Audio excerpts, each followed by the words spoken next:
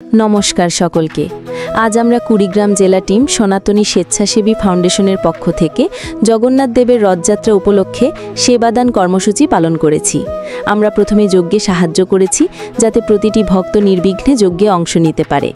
যজ্ঞের শেষে আমরা সবাই মিলে যজ্ঞের বেড়ি খুলে এলাকা পরিষ্কার করেছি যেন চারপাশ পরিষ্কার পরিচ্ছন্ন থাকে।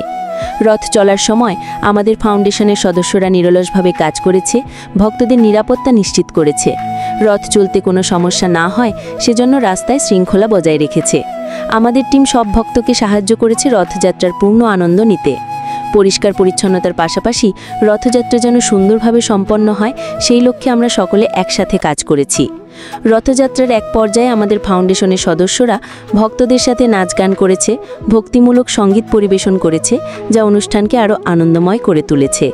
এই সেবামূলক কর্মকাণ্ডের মাধ্যমে আমরা দেখিয়েছি আমাদের ফাউন্ডেশনের মূল লক্ষ্য সমাজের পাশে থাকা, মানুষের সুখ দুঃখের অংশীদার হওয়া আর ধর্মীয় উৎসবকে সুন্দর ও নিরাপদভাবে সম্পন্ন করা।